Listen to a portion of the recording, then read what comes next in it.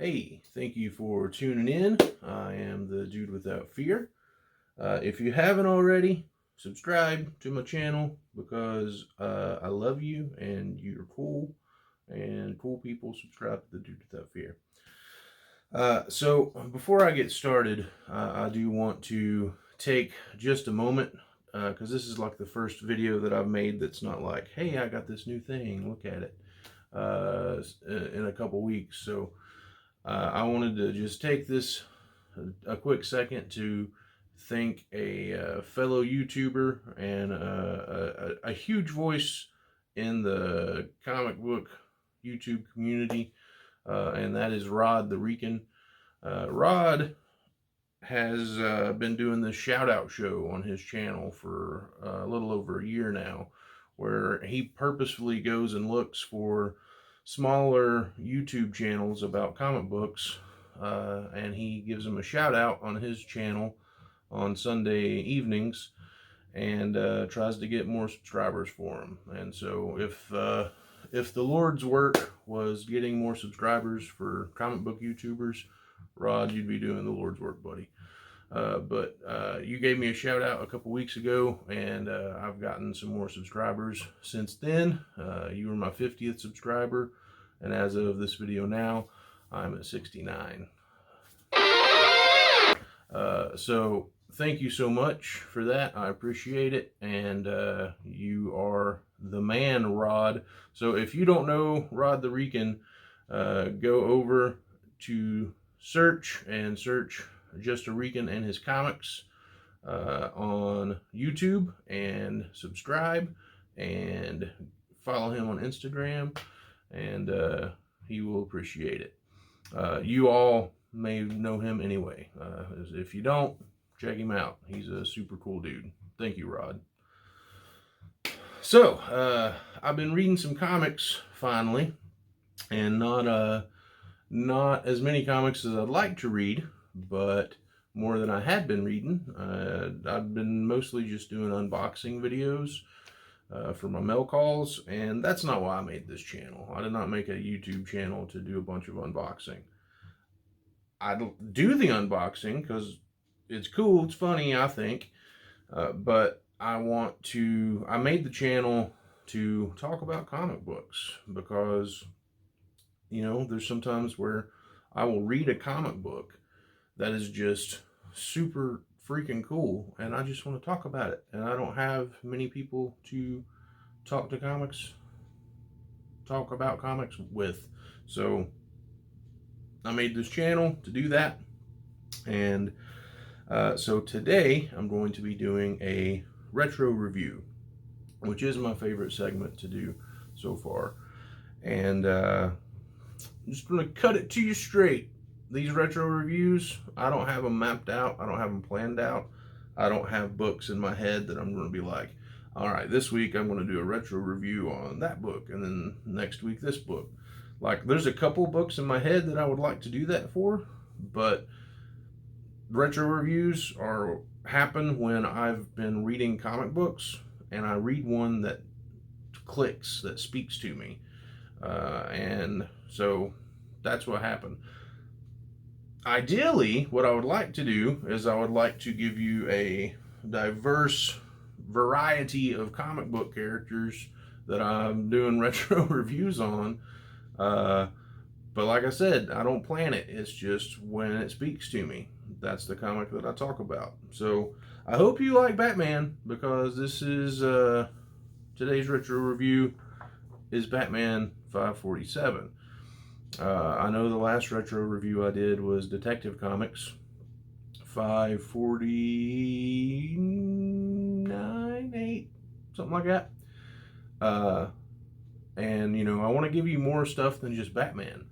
But there's a reason Batman's been around for as long as he has. And this book is very relevant to what's going on in our world right now. So I live in America, in the event that you did not know that from how I speak.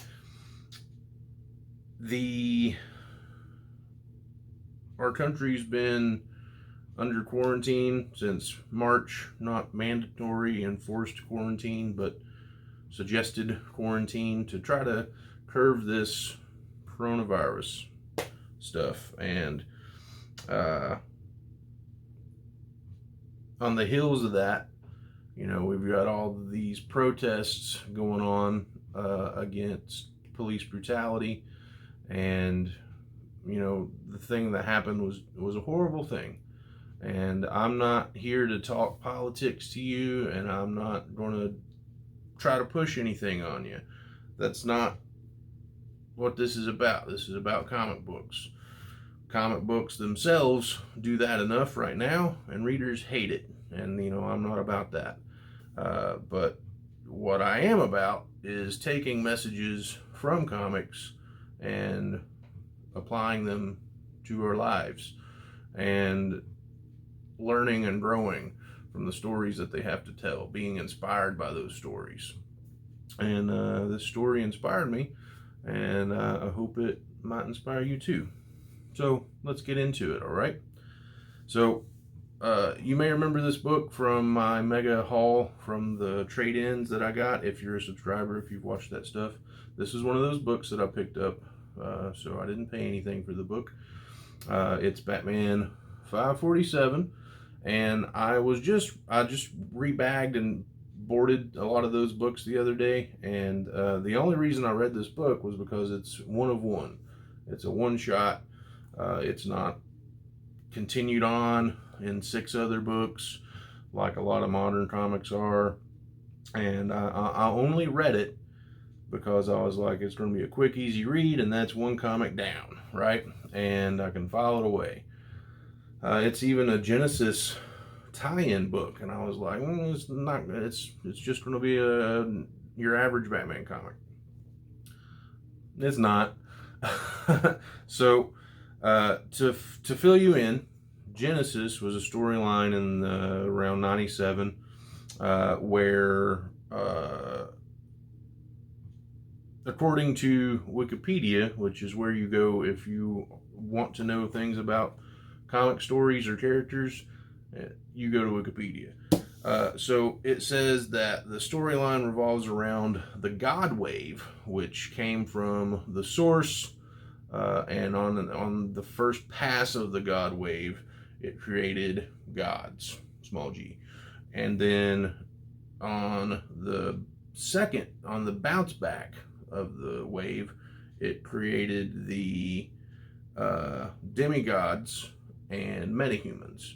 Okay, so as the God Wave is coming back to the source, it's threatening reality, and so what it does is it's altering and neutralizing some of the abilities of superheroes, and for the average person, that would be you and me, well, maybe you, it's making them feel like something's missing inside of them and like something's wrong. And so that's information that's useful because it ties into the book. So just know that the humans are feeling the effects of that God Wave bouncing back, and they've just got this like hopelessness and this despair right now. Okay, so the book opens up. It's called Dark Genesis. It's written by, again, Doug Moench. He wrote the last one I did the review on. Fantastic Batman writer, and penciled by the great Kelley Jones. Man, Kelley Jones, you are a national treasure, and I love your stuff. He's the guy that gave Batman these super long ears like this, and so whenever you see Batman with these crazy long ears, then you just automatically, that's Kelley Jones, baby. So it says, a great darkness is rushing toward Earth with all the force and finality of forever. The world's greatest heroes are rushing out to greet it, but even they may fail.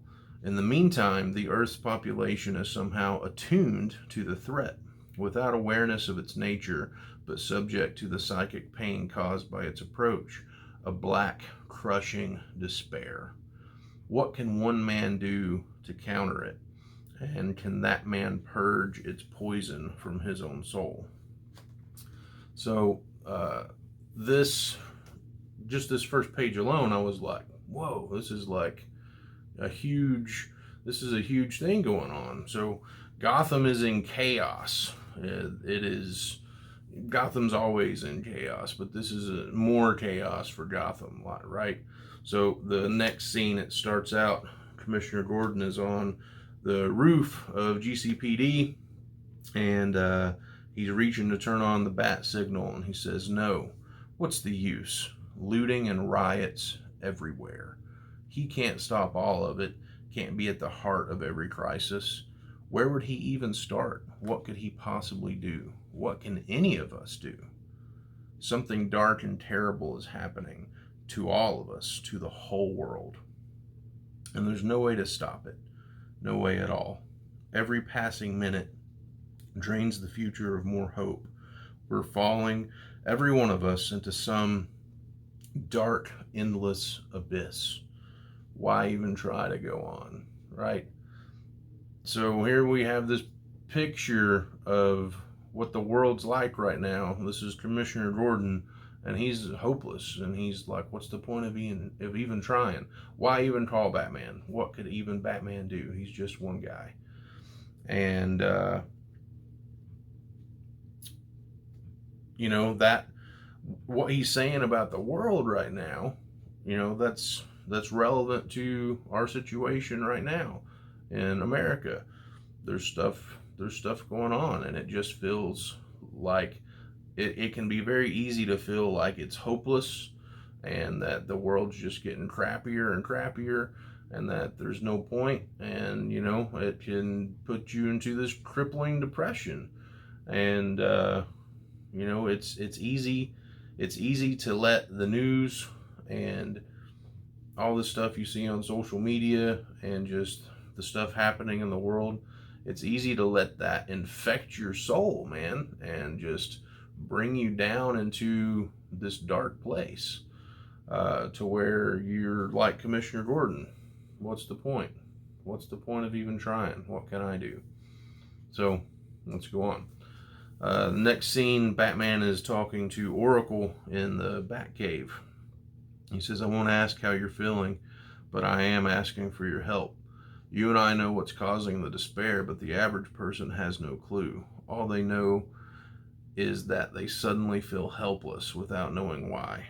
And Oracle says, I'm not sure it would do any good. Batman says, of course not, but they deserve to know that there is a cause, that they're not all going insane at the same time for no reason. Most of them wouldn't believe it, Oracle says. Maybe not, but the world has the right to know. And I think it would help at least some people. You can tell them, Oracle. You can put the word out. There is hope if they'll just hang on and have faith. Oracle says, that's the problem. There is no faith. Even I'm feeling. Batman says, I know, Oracle. We're all feeling it. But we've got to trust Superman and the others to do their best. It's always been good enough in the past. And Oracle says, but my very existence is a secret. What can I do? And Batman says, you can do your best.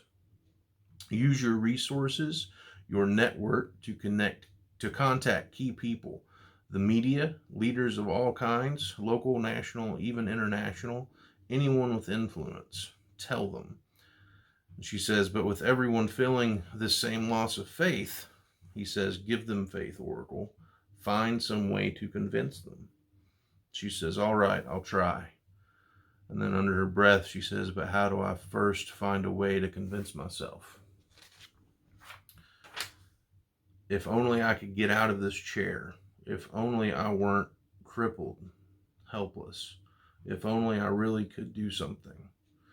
So this is Barbara Gordon, who was the original Batgirl. And the Joker broke into her home and shot her and in the spine, paralyzed her. And that's all chronicled in The Killing Joke by Alan Moore. before September 2011, when DC did the New 52, Oracle was a staple in the Bat family. She was the one responsible for Batman getting most of his information. She was a hacker, and she was connected to the world through her computers, and she helped out the Justice League, and she did all this stuff. Anything that needed tech access or anything like that, you went to Oracle. Oracle was a huge deal. Oracle was Barbara Gordon as Oracle did so much more and was so much more. She was so much better of a character after she had become paralyzed. And that in itself is cool, because here you are, Batgirl, you're a freaking gymnast, and you're jumping off of buildings and beating up thugs and all this stuff, and you're freaking fighting crime with Batman and Robin. But it's not until you face this situation where most people would just want to give up. You're confined to this wheelchair for the rest of your life. No chance of you ever walking again. And somehow through that, you find a way to continue to help, to continue to fight in that war on crime. And dude, Oracle is such an amazing character. And the DC really did that character of Barbara Gordon a huge injustice when they took that character away. And also, to all those comic book readers who are confined to a wheelchair, that was a hero that they had that they could relate to, and they're just like, that could be me. And it shows them that they could do something. They don't have to just be down and all that stuff. It was an inspiring character, the same way that Daredevil would be to blind comic book fans, if such a thing exists, which they might. I don't know. I have no idea. I've never met one, but they could. So this is Oracle. She is feeling that way that I'm sure she felt before she became Oracle. I'm just in this chair. What can I do? And then she has this moment, and she wakes up and she says, what's wrong with me? The Batman is right. I can do something. I can reach out to the whole world right from here, right from this chair. And then she posts on Facebook, right?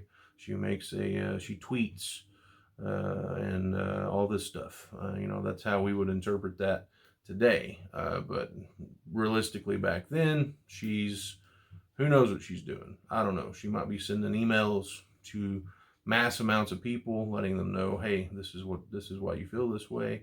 Who knows? It might be like Morpheus contacting Neo at the beginning of the Matrix. She's hacking into people's computers, telling them what's going on. But she's doing something. She's doing what she can to help. And then we cut to inside the GCPD, and we cut to Harvey Bullock. Man, I love this character. I'm pretty sure Doug Moench created Harvey Bullock as well.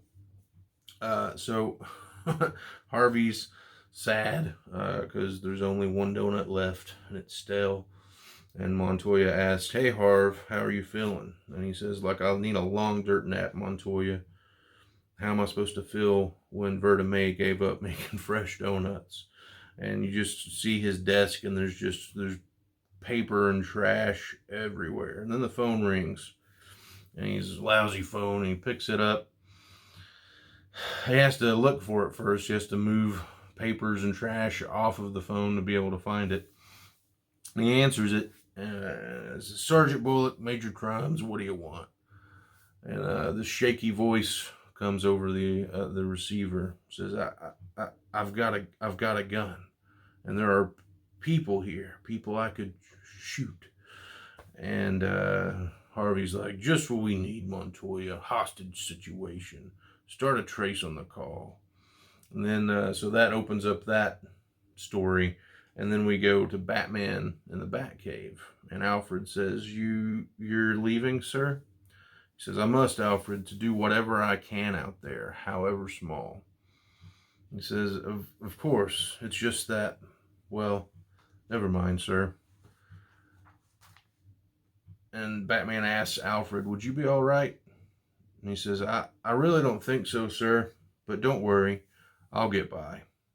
And Batman says, I know you will, Alfred. You're a good man, and you're strong. And Alfred says, never say die. And may God love you, sir, as much as I do. So it's really weird reading this book because Alfred and Commissioner Gordon are, they're supporting characters to Batman, but they're still heroes. Commissioner Gordon's the chief of police, regardless of how you feel about the police as a whole. Commissioner Gordon does a lot of good in Gotham City. He is there to help clean it up. He is the legal version of Batman, In year one, he was the only clean cop when he transferred to Gotham. The only one in the whole department. And now he's the commissioner of the whole department. So him and Batman together helped clean up just the police department and root out all these crooked cops that had infested it. And so you've got this great cop, Commissioner Gordon, and then you've got Alfred, who is also a hero, because Alfred, he takes care of Batman and Robin and all of them. He bandages them and mends their wounds, and he feeds them, and he keeps them going, and he's there for support and encouragement. And he's friggin' Batman's dad, and he, as much as he disagrees with how Bruce has chosen to risk his life every night of his existence to go out and help people, he knows how much good Batman's done, and he supports him in that. He wishes that he would, find a wife and settle down and raise a family and have a normal life, because he believes that's what Thomas would have wanted. But he supports Bruce because it's essentially his kid. And he's going to support Bruce in what he does. He may not agree with how he does it or what he's doing necessarily, but he's going to support him. And so here we see these characters that are normally, like I said, heroes, but they're weak right now and they're down. And it's interesting to see these characters from that perspective, because that's relative to us. We're not always strong and we're not always capable. We're sometimes we get down in the dumps, and sometimes we just feel like nothing we can do matters, no one cares, and what's the point? And it's really cool to see characters feel that way. It's something that a lot of current entertainment misses, because they try to make everybody just perfect all the time, and there's no battles that they have to fight, and there's no personal confliction or anything like that. They're just perfect. And that's not good storytelling, because you can't relate to that. So then we cut back to GCPD and Harvey. And he's talking to this dude that's got these two dudes held hostage at gunpoint. And the guy tells him, I feel like dying, Sergeant Bullock, and I need company for the trip. This dude's lost. He doesn't know what he's doing. He doesn't know why he's feeling the way he's feeling. He's just he's probably feeling really alone. And, he's acting out. He doesn't know why he feels this way. Harvey says, I can't deal with this. We need the hostage negotiator. And Montoya says, he didn't show up for duty, Harv. Just keep it up until I can lock the trace. And then Batman's driving the Batmobile, and he hears a call come up over the radio. adult female reported on roof, possible jumper, 942 Robinson Street. And then the response comes in. This is Unit 9 dispatch. Can't catch the call. Already out of vicinity. En route to looting and riot situation in the hub. And then Batman thinks to himself, and half the department's other units aren't even on the street, on the street, which leaves me. So you've got these cops that are out handling these looters and rioters, and then you've got all these other cops that aren't even showing up to the job. Again, a picture of kind of what's going on now.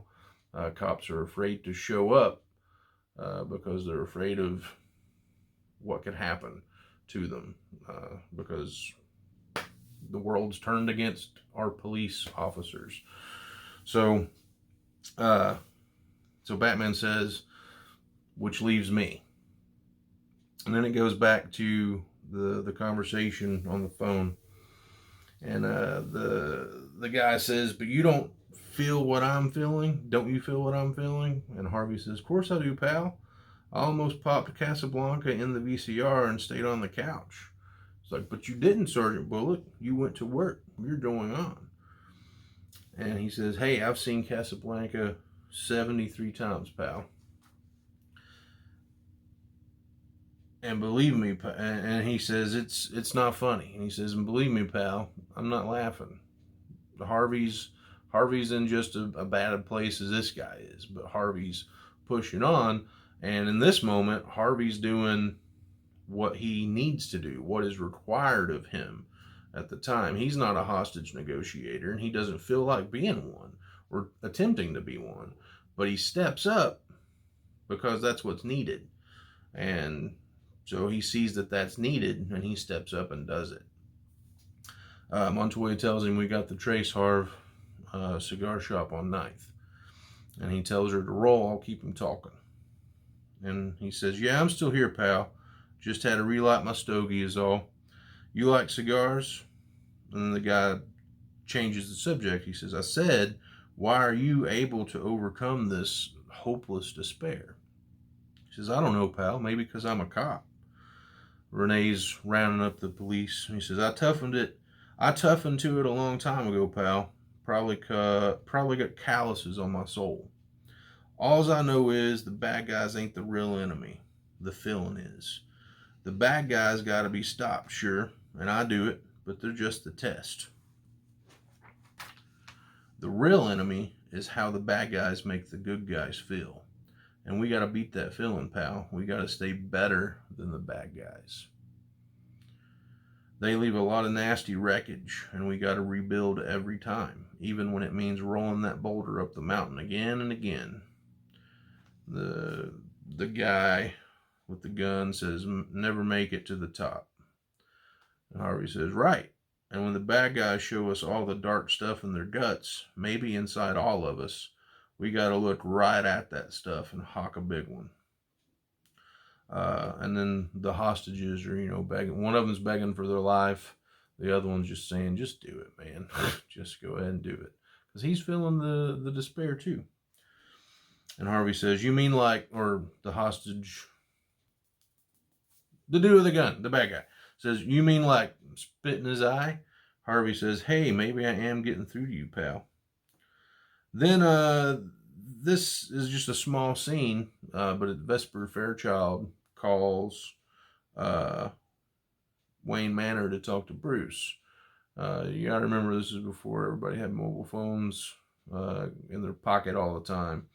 And Alfred answers and tells her that he's out. Can he take a message? And she's like, don't bother.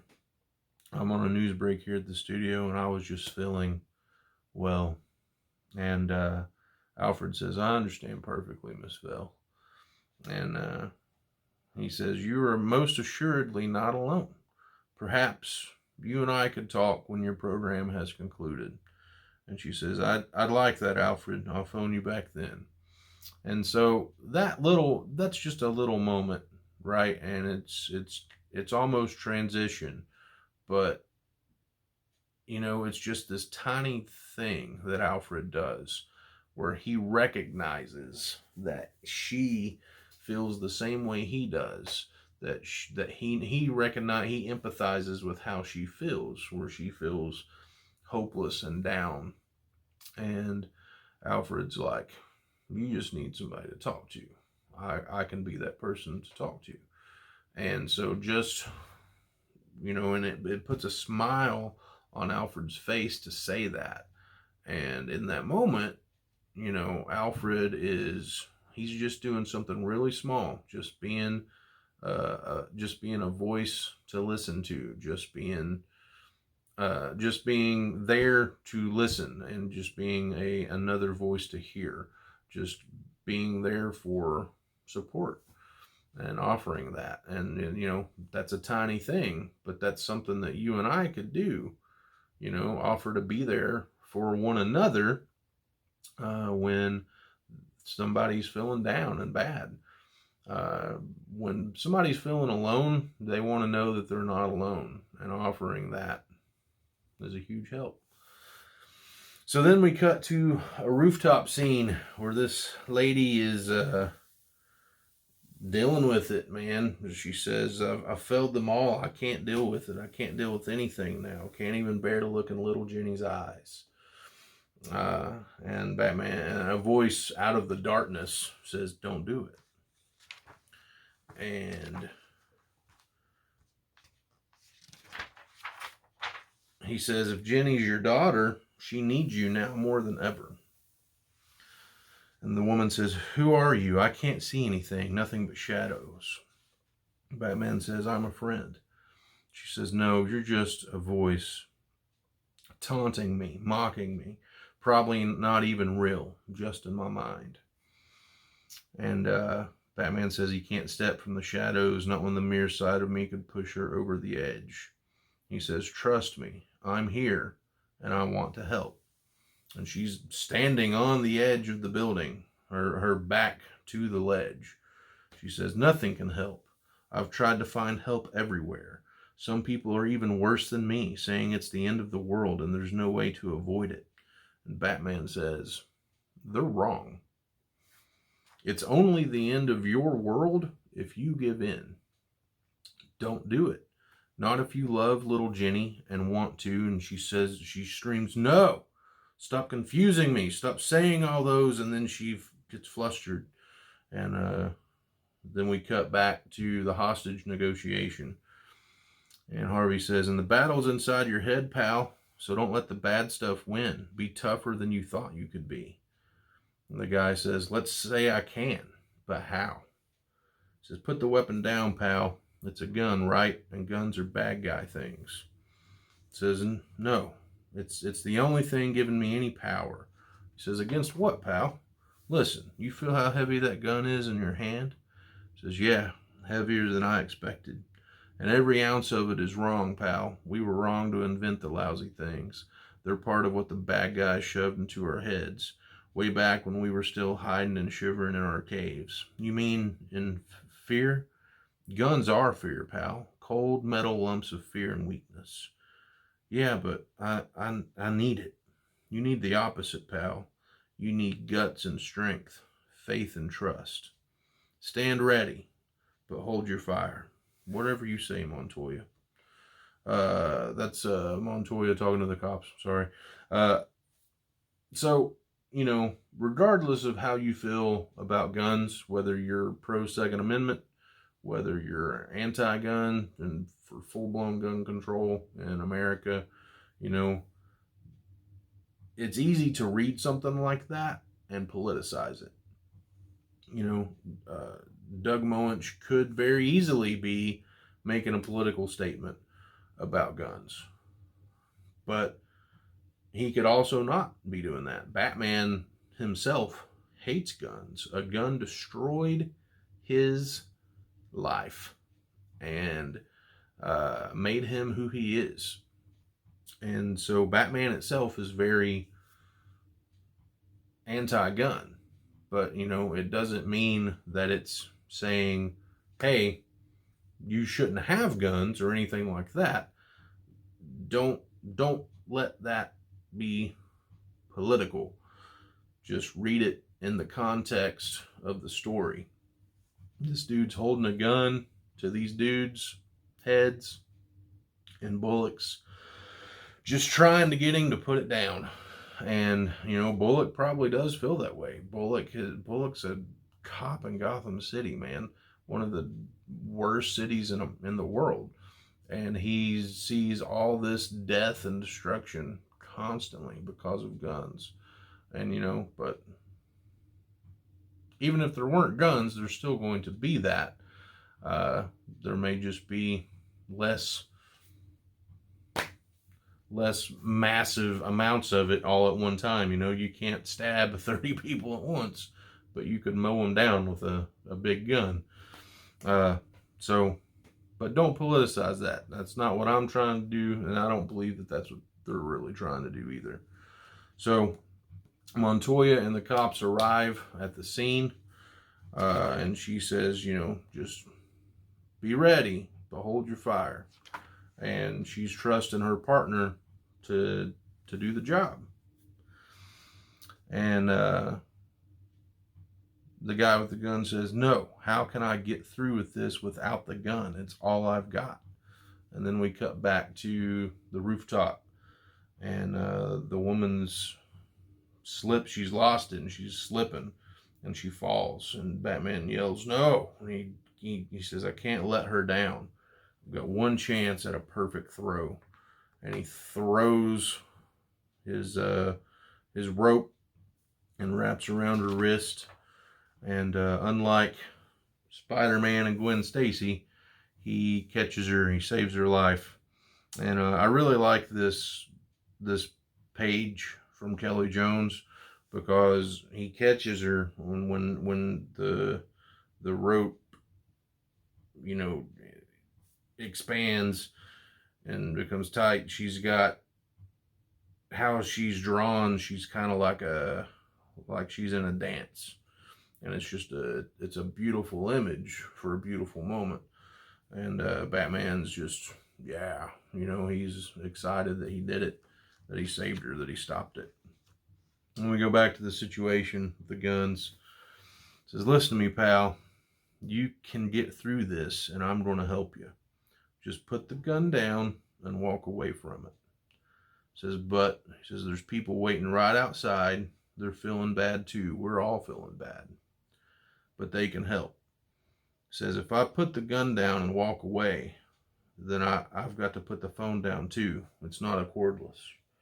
He says, yeah, so? Says, well, will I get to talk to you again? Says, trust me, pal. The people outside will bring you straight here. You're not lying? That's a promise. You and me can have some coffee, maybe even share a stale donut. He says, all right, I'm going now. He puts the gun down. He says, puts the phone down. He says, but I'm not saying goodbye. Not to you, Sergeant Bullock. Not to anybody.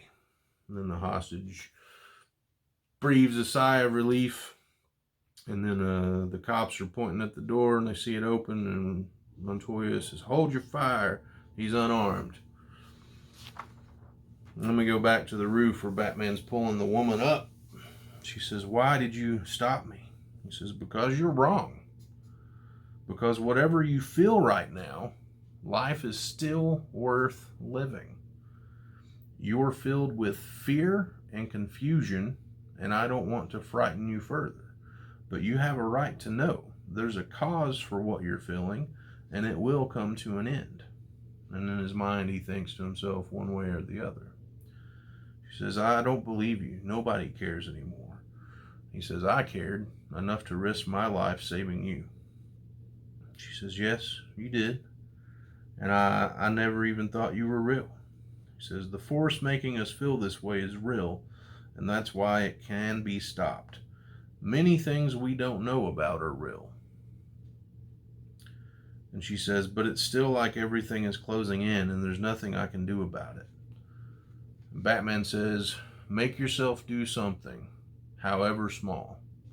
Help others. Don't give in to the darkness. Remember the dawn. Remind your loved ones and help them reach it. She says, you're right, little Jenny. there's no one else for her. She does need me. And he says, don't fail her, don't fail yourself. And then we go back to the rooftop of GCPD with Commissioner Gordon. And he says, why even bother? And then his wife, Sarah, comes up. Jim, you weren't going to? He says, of course not, Sarah. I came up here to turn on the signal, but it's no use. He's already out there doing whatever he can.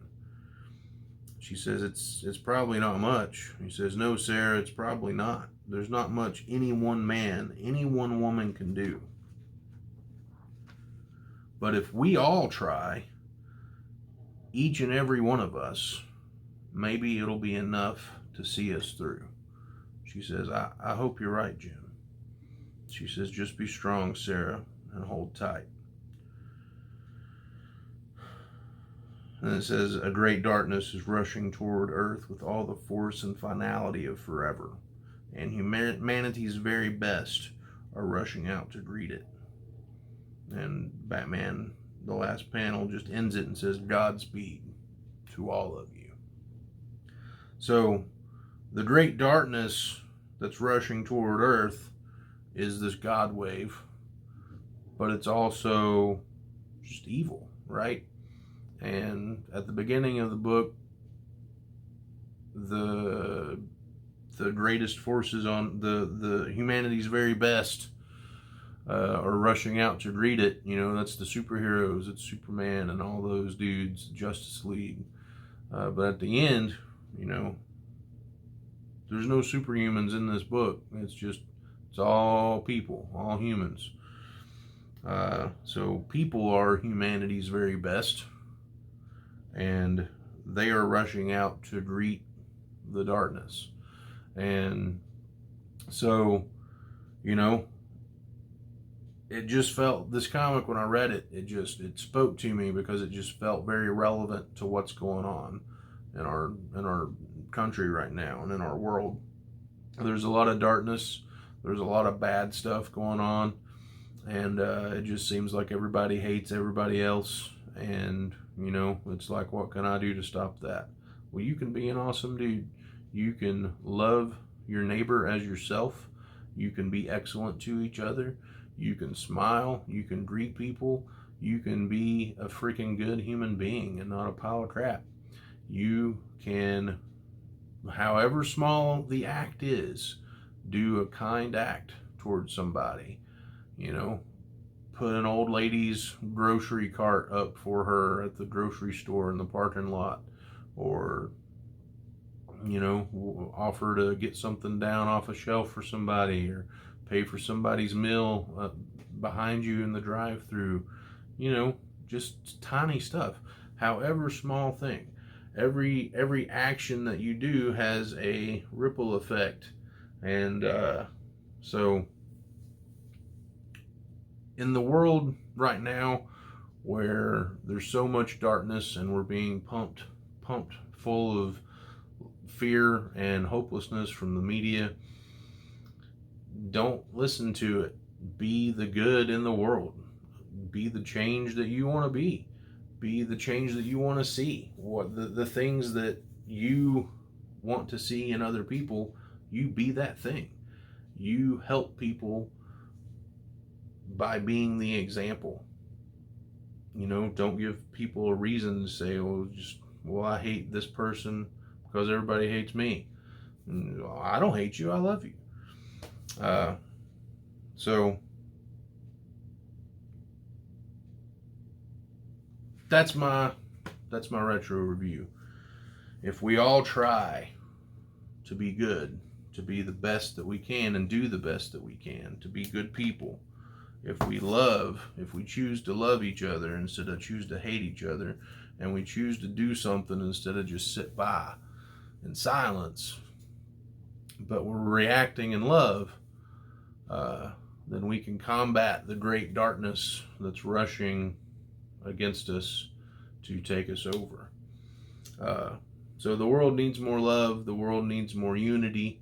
The world needs more people doing good, however small. So go out, Go forth and do good. Be excellent to each other. And thank you for watching.